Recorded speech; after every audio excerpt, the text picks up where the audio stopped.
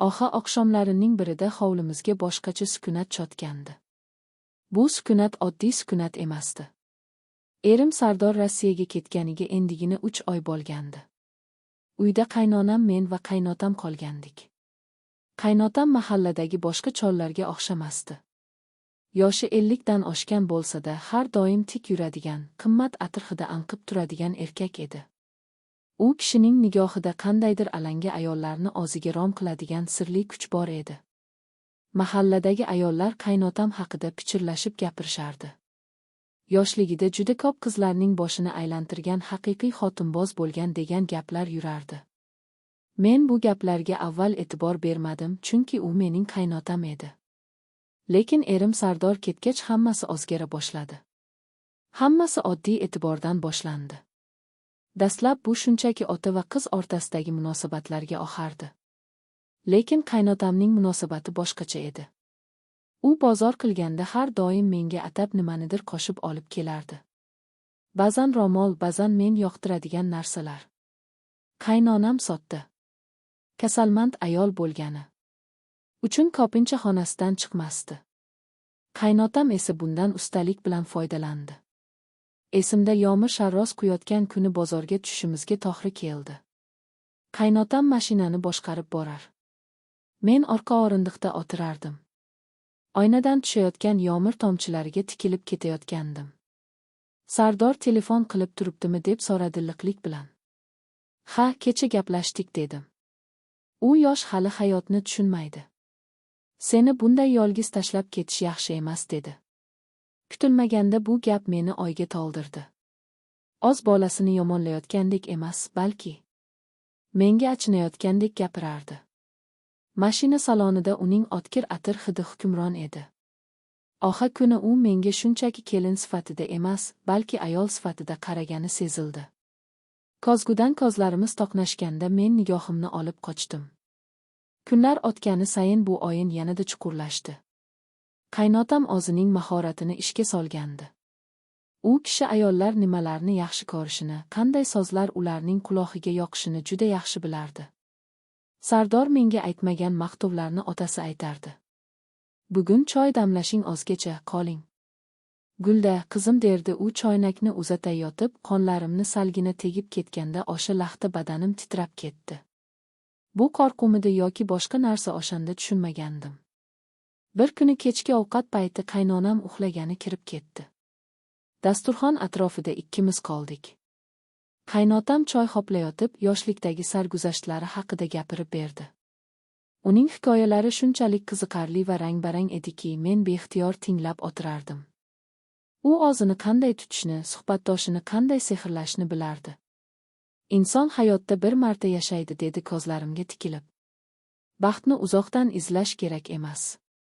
Baxt yoningda turadi, lekin sen uni ko'maysan. Bu so'zlar shunchaki falsafa emasligini ich-ichimdan his qildim. U meni nazarda tutayotgandi. Ortadagi chegara, o'sha ko'rinmas devor qulay boshlagandi. Eng dahshatlisi men bu e'tiborni kuta boshlaganim edi. Erim Sardorning quruq yaxshimisizlar? Pul yetib turibdimi degan gaplari menga yetmay qolgandi. Menga tirik insonning harorati, shirin so'zi, maqtovi kerak edi. Qaynotam esa buni juda noziklik bilan berardi. U hech qachon qo'pol harakat qilmasdi. Hammasi juda madaniyatli, juda siniq kechardi. Oxir kuni tuqilgan kunim edi. Sardor ertalab tabriklab pul jo'natishini aytdi. Kechqurun esa qaynotam uyga kirib keldida, stol ustiga kichkina quticha qo'ydi. "Ochib ko'r", dedi u jilmayib. Qutichada tillo taqinchoq bor edi. Men hayron bo'lib qoldim. "Dada, bu juda qimmat-ku", dedim duduqlanib. "Sen dunyodagi eng qimmat narsalarga loyiqsan." Sardor buni tushunmasligi mumkin, lekin menib turibman. "Sening ko'zlaringdagi dardni qatara olmayman", dedi va o'shon o'rtamizdagi masofa butunlay yo'qoldi. U taqinchoqni taqib qo'yish uchun orqamga otdi. Uning issiq nafasi bo'ynimga urildi. Men joyimda qotib qolgandim. Qo'llari bo'ynimga tekkanda butun vujudim yonib ketgandek bo'ldi. O'sha lahzada men kelin ekanligimni, u esa qaynotam ekanligini unutdim. Faqat o'sha lahza, o'sha e'tibor bor edi. Bizning munosabatlarimiz siz bitimga o'xshardi. Hech kim ochiqchasiga sevaman demasdi, lekin har bir qarash, har bir imo-ishora shunga ishora qilardi. U kishi hovlida ishlayotganimda yonimga kelib yordamlashar, tasodifan yelkamga qo'l qo'yar. Men esa bu teginishdan qochmasdim. Aksincha, bu menga qandaydir kuch-ishonch berardi. O'zimni go'zal va kerakli his qilardim. Qaynotamning babnikligi ayollar psixologiyasini chuqur bilishi mening ojiz nuqtalarimni topishga yordam bergan edi. Qaynotam meni qachon maqtashni, qachon jim turishni, qachon sovg'a berishni aniq bilardi. Qishning sovug'i tushganda qaynonam davolanish uchun sanatoriyaga ketdi. Uyda faqat ikkimiz qoldik. Bu vaziyatdan qoqishim kerak edi. Lekin men ichimda boshqacha bir hayajon tuydim. Oqshomlari televizor qarshida o'tirardik. U menga meva archib berardi. Bilasanmi? Dedi u bir kuni kechqurun. Men yoshligimda ko'p xatolar qilganman. Lekin hech qachon birovni majburlamaganman. Ayollar menga o'zlari talpinishgan. Chunki men ularni tinglardim. Erkak kishi ayolni tinglashni bilish kerak. U menga yaqinroq o'tirdi. Sen eshitilmagan ashulaga o'xshaysan. Sardor sening qadringga yetmaydi. Agar men yoshroq bo'lganimda. U gapini tugatmadi. Lekin ma'nosi aniq edi. Uning qo'llari kaftimdan ushladi. Men qarshilik qilmadim. O'sha tunda biz uzoq suhbatlashdik.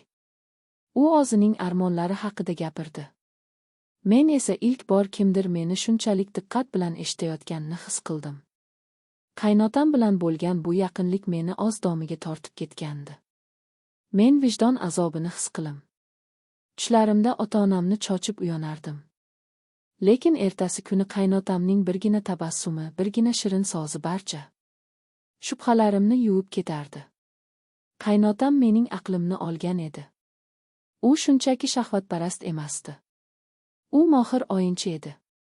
Meni asta-sekin shoshilmasdan o'z dunyosiga olib kirdi. Baxt kelishi bilan erim Sardorning qaytishi haqida xabar keldi. Bu xabar meni quvontirish o'rniga dahshatga soldi. Men qanday qilib erimning ko'ziga qarayman? Qaynotam esa xotirjam edi. Hammasi joyida bo'ladi, dedi u ishonch bilan. Biz hech narsani buzmadik. Bu shunchaki ko'ngil yaqinligi. Lekin men bilardim, bu shunchaki ko'ngil yaqinligi emasdi. Bu xiyonatning yomoni, eng yashirin shakli edi. Biz jismonan chegara buzmagan bo'lsak-da, ruhan allaqachon bir-birimizga bog'lanib qolgandik. U meni o'ziga o'rgatib qo'ygandi. Sardor qaytgan kuni uyda bayram bo'ldi. Men kulib turardim, lekin ichim yonardi. Erim meni quchoqlaganda men begona odamni quchoqlagandek bo'ldim. Ko'zlarim beixtiyor qaynotamni qidirdi. Qaynotam esa bir chetda mamnun qiyofada bolasini kuzatardi. Oxir nigohda yana o'sha eski ayorona uchuq bor edi. U kishi menga qarab ko'z qisib qo'ydi. Shu onayoq tushundimki, men bu odamning o'yinchoqiga aylanib bo'lgandim. Uning uchun bu navbatdagi g'alaba, men uchun esa umrbodlik yuk edi.